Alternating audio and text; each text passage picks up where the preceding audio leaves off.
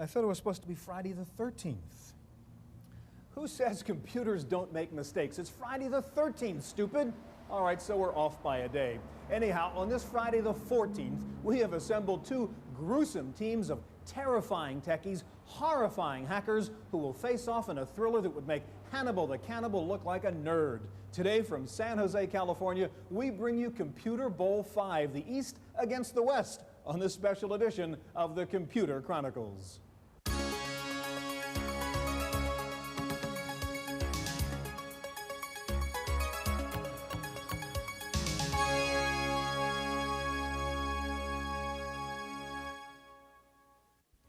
Computer Chronicles is brought to you in part by Intel, microprocessor technology for the software of today and tomorrow. Intel, the computer inside.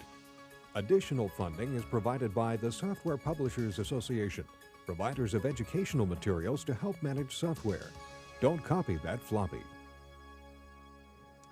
Good evening, ladies and gentlemen, and hackers of all ages. Welcome to the Computer Museum's 1993 Computer Bowl version 5.0, Computer Bowl 5, presented by the Association for Computing Machinery. We're here tonight in the San Jose Civic Auditorium on Friday the 14th, a night of potential horror for the losing team in this 5th annual contest of computer trivia. We're here on the West Coast tonight because the Silicon Valley smart guys scored a technical knockout last year at the Hassel and the Castle in Boston, beating the East Coast team by a score of 320 to 240, and thus that beautiful silver computer bowl you see over there has been residing here in the Silicon Valley for the past year, a symbol of computer trivia superiority. But, however, after 4 years now, after 4 years worth of computer bowl battles, the score is in fact tied. 2 victories for the East so far, 2 victories for the West. So tonight is the rubber match. And who is going to win tonight? Will it be the West? Yes. But there is another side, as always, to that story. For back east in Boston right now at the Computer Museum, we are going live tonight via satellite to all those East Coast fans who could not afford to fly out to California. All right, you guys out there in Boston, you rooting for the East, I take it? Somebody out there make noise? Oh, we even have an impartial crowd right here. All right, now, since not all of the West Coast computer expertise is here in the Silicon Valley, we are also beaming Computer Bowl 5 live tonight to Microsoft headquarters in Redmond, Washington. Another group of West Coast fans, I assume. Guys in Redmond? Yes?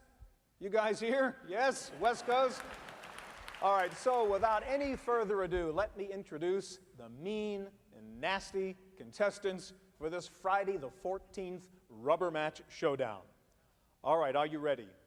Now, first of all, the challengers, the terrifying techies from the East, the president and CEO of Legend Corporation, John Bloodbath Burton. Oh my God. From Phoenix Technologies, Neil the Cannibal Colvin. Oh, they're here to kill. From ViewLogic Systems, Alan the Hatchet Man Hanover. From the Patricia Sebold Group, Pat the Slasher Sebold. Oh my goodness. Last but not least, the captain of this East Coast team, the chairman and CEO of PowerSoft Corporation, Mitchell the Maniac Kurtzman. Oh my God, no. We know what we're in for tonight, folks. All right, oh, can the West Coast team top this? For the horrifying hackers from the West.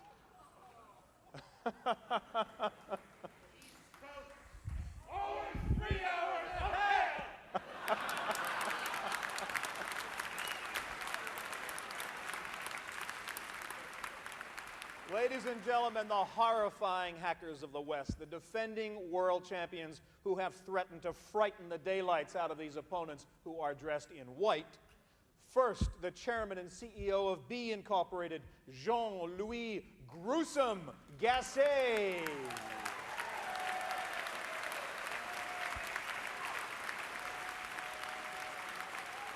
From Go Corporation, Jerry the Killer Kaplan. Oh, these are mean dudes, these guys from the West. Jerry the Killer Kaplan.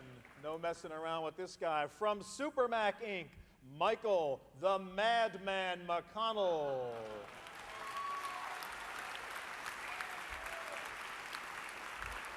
From DataQuest Incorporated, Lisa the Thrasher Thorell. Lisa the Thrasher Thorell takes her place in that line. Finally, the captain of the West Coast team, from Network General Corporation, Harry the Slicer Saul.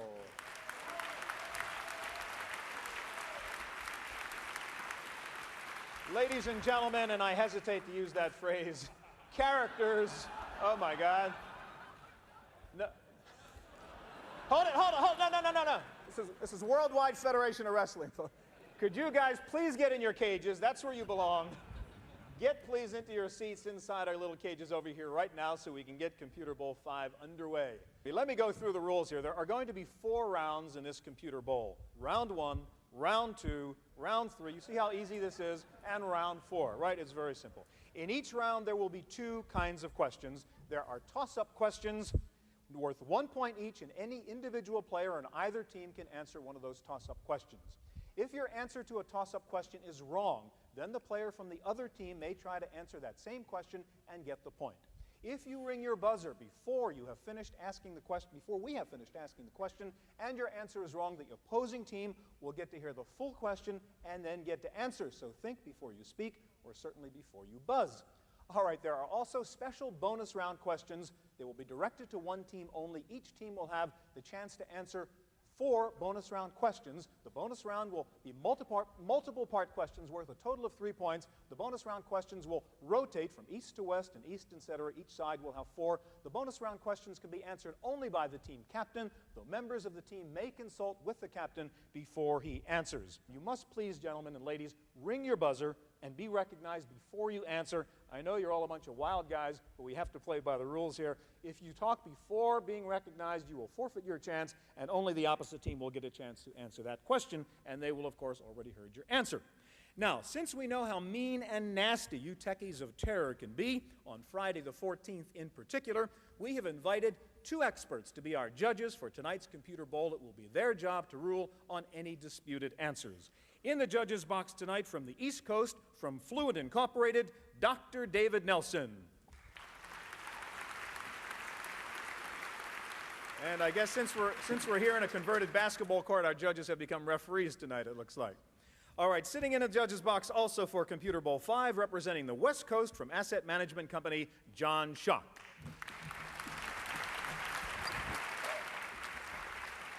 Now, it is my pleasure to introduce to you the man who holds the title of West Coast's most valuable player from Computer Bowl 2, but very sad to say for some, he has now lost the title of world's most eligible bachelor. Ladies and gentlemen, the chairman of the board of Microsoft, Mr. Bill Gates.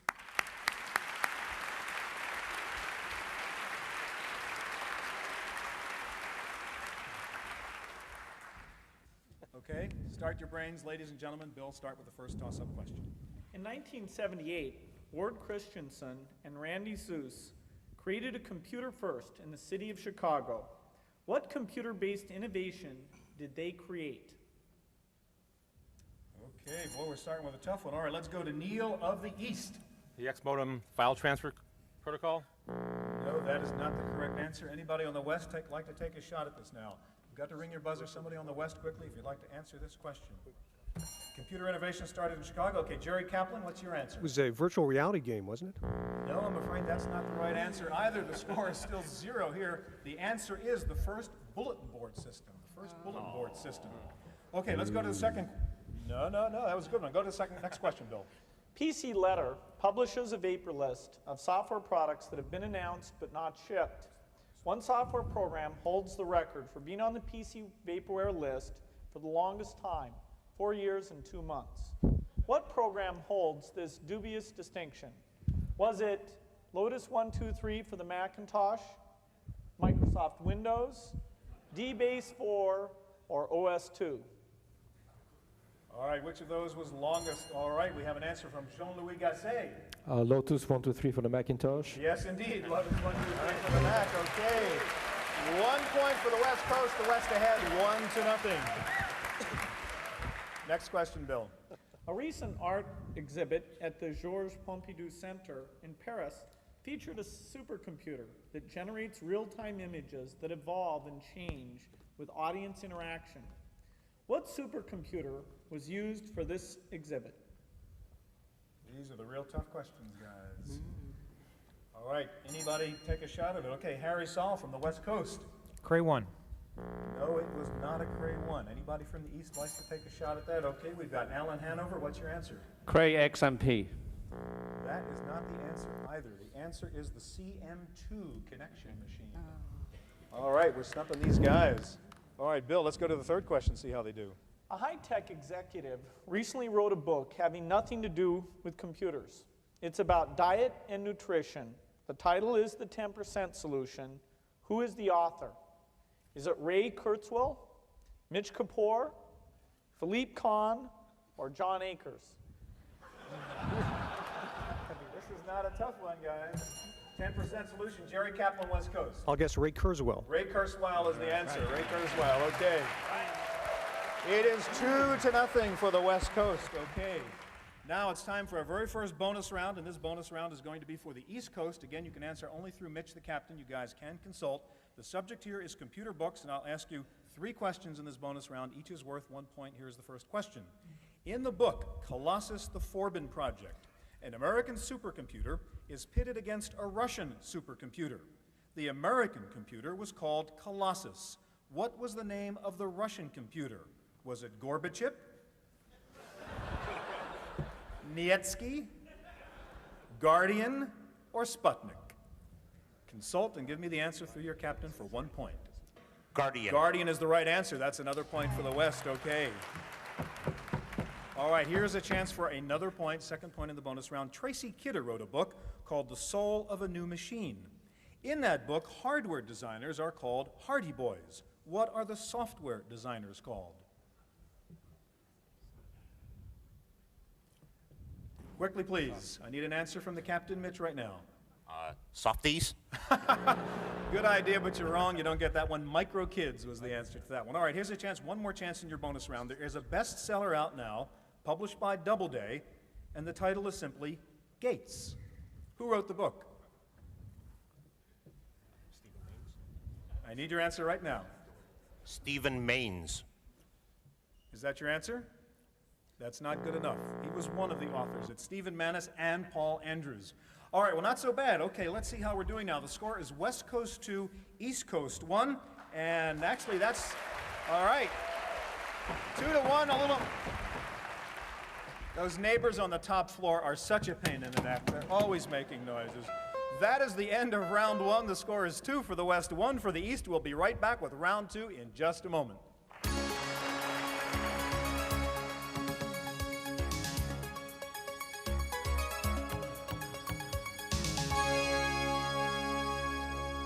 Okay, we're going back now for the second round here of Computer Bowl 5, and we're going to resume right now with some more toss-up questions. The score is 2 for the West, 1 for the East. A slow start. Bill, go to your first toss-up question. According to the New York Times, what U.S. government official once sent the following email message?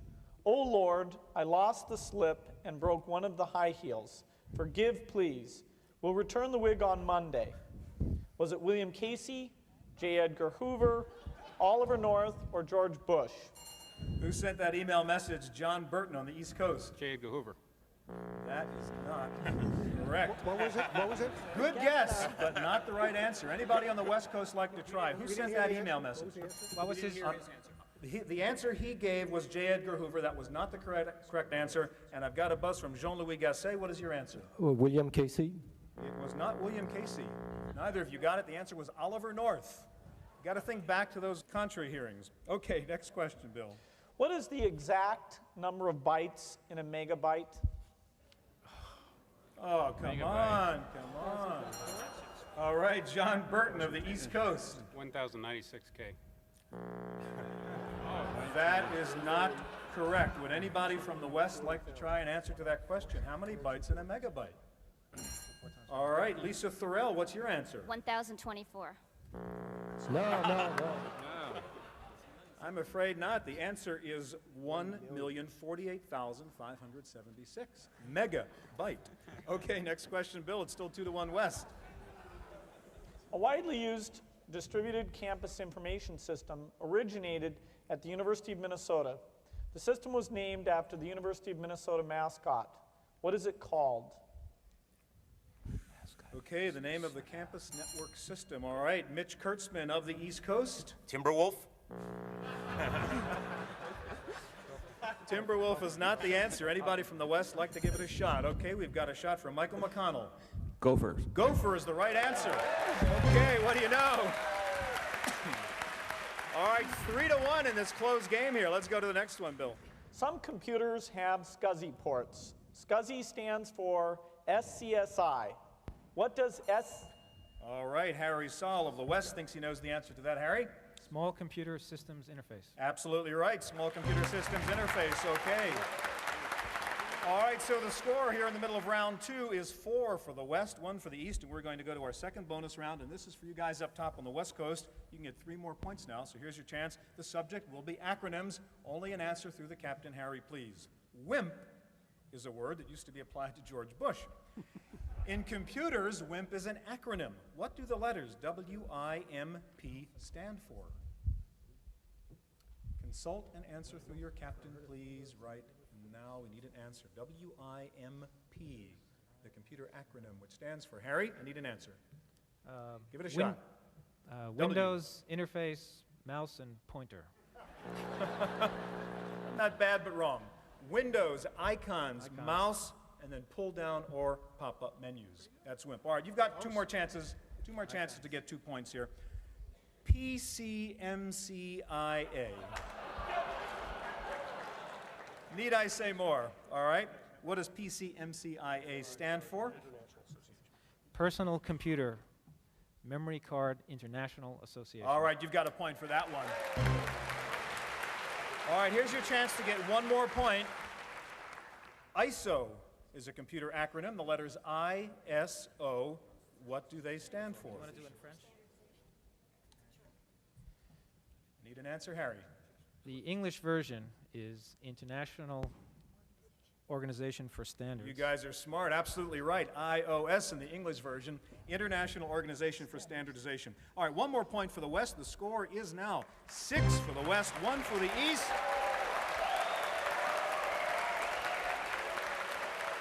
All right, you guys below now, let's get out your chainsaws and get going here. Bill, next question.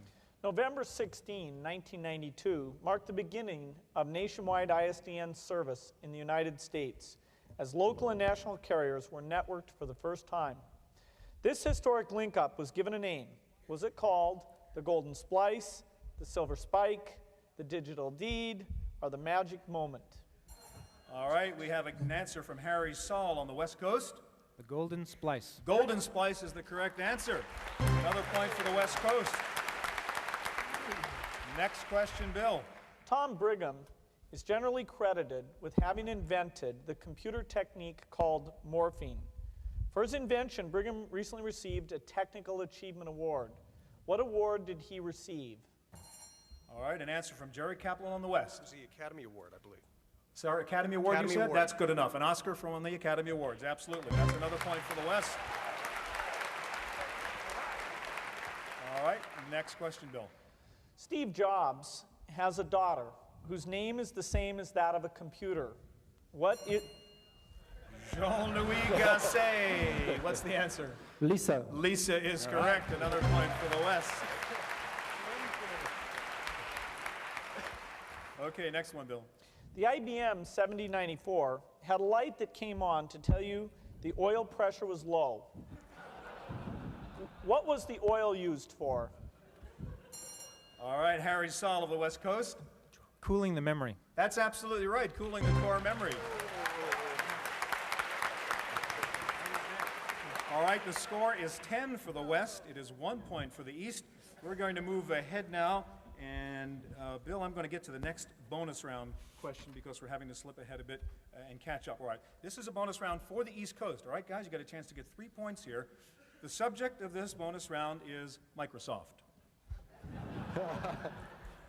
What is the name of the data compression feature that is used in Microsoft's new version of DOS 6.0? An answer from the Captain Mitch. Double space. Double space is right. 1 point for the East Coast. We're up to 10-2. All right, here's a chance for another point. In 1985, several Japanese computer companies hoped to introduce computers into the U.S. market using a new operating system that was written for them by Microsoft. What was the name of that operating system? Mitch? MSX. MSX right again. Another point for the East Coast. All right, here's a chance for one more point in this special bonus round. According to U.S. News and World Report, quite a few Microsoft employees have become millionaires by virtue of their ownership of Microsoft stock. How many Microsoft employees own at least $1 million worth of stock? Is it 15, 150, 500, or 2,000? 2000. 2,000 is correct, okay. Somewhere between 2,000 and 2,200, I'm told. All right, we're going to go back to the toss-up questions. The score right now, you caught up a little bit, guys. 10 for the West, 4 for the East. Bill, go ahead. Cartoonist Scott Adams sometimes puts his internet email address between the panels of his nationally syndicated comic strip. What comic strip does he draw? That's the question, guys. All right, Mitch Kurtzman from the East Coast. Ren and Stimpy. No, I'm afraid not. Anybody from the West like to give it a shot? The cartoon strip drawn by Scott Adams, in which he sneaks in little computer things. So, somebody have to ring a buzzer for me. Okay, Michael McCullough. Calvin and Hobbes. Sorry? Calvin and Hobbes. No. The answer is Dilbert. Nobody has time to read the comics, I realize that. All right, next question, Bill. Which of the following terms is the name of a type of computer memory? Biax, triax, quadrax, or pentax? Which is the right name? Okay, Alan Hanover from the East Coast. Triax. That is not the correct answer. Anybody from the West like to give it a shot? Okay, we have Jean-Louis Gasset. Quadrax? No, that is not the answer either. The answer is Biax. Biax was the right answer. Bill, next question. Since 1984, a contest has been held on Usenet for the most unreadable, creative, bizarre, but working C program. What is the name of this contest? Contest held on Usenet for the most bizarre C program, but one that works. Anybody want to give it a shot? Going once, going twice. Got nothing to lose. Give it a shot here, someone. All right, Jean-Louis Gasset. Windows.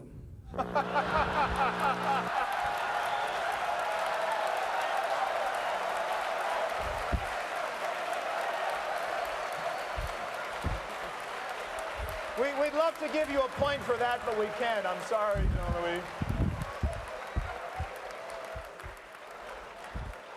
Bill, get back at him. Your turn. You're not going to tell them the right answer?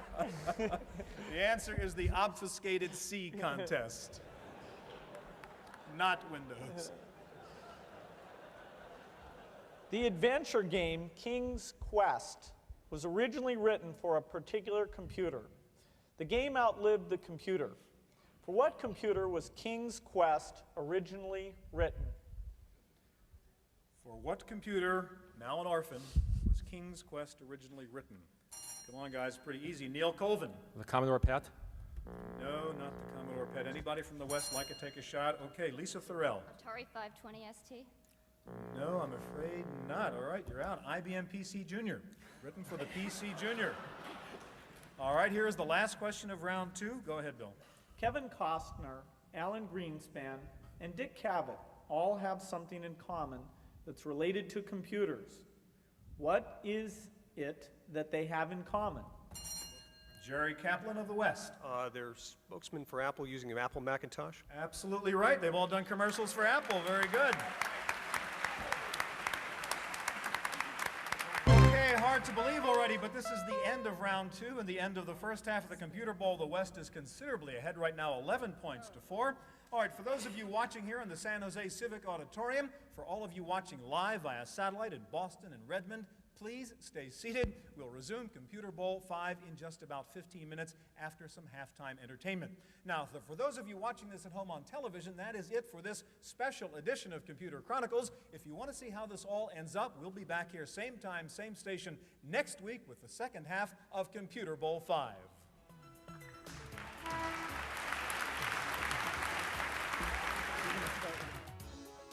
Computer Chronicles is brought to you in part by Intel, microprocessor technology for the software of today and tomorrow. Intel, the computer inside. Additional funding is provided by the Software Publishers Association, providers of educational materials to help manage software. Don't copy that floppy. Videocassette copies of this program are available.